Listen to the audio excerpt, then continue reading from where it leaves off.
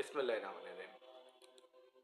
মার্কিন যুক্তরাষ্ট্র ইসরায়েলের ইরান আক্রমণের প্রেক্ষাপটে সারা পৃথিবীতে জ্বালানি তেলের যোগানে একটা অনিশ্চয়তা সৃষ্টি হয়েছে।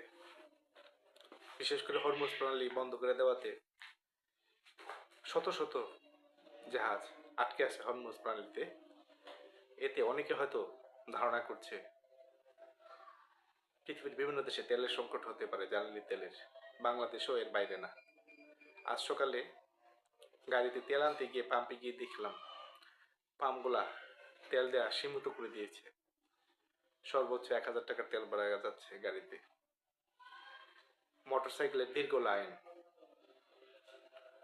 গতকাল সামাজিক যোগাযোগ মাধ্যমে দেখেছি অনেক পাম্প নাকি তেল দেওয়া বন্ধ রেখেছিল। সেটা সত্যতা আমি জানি না, তো আমি দেখলাম যে আমাকে 1000 টাকা দিল আর মোটরসাইকেল গুলা লাইন ধরে আছে, সবাইকে তেল দিচ্ছে। আমার ধারণা বাংলাদেশে যে এই যে কোনো কিছু হলেই একটা অস্থিরতা তৈরি হয়, সেটাই এটা প্যানিক। বাংলাদেশে এখনো তেলের কোনো সংকট সৃষ্টি হয়নি, পর্যাপ্ত পরিমাণ তেল মজুদ আছে।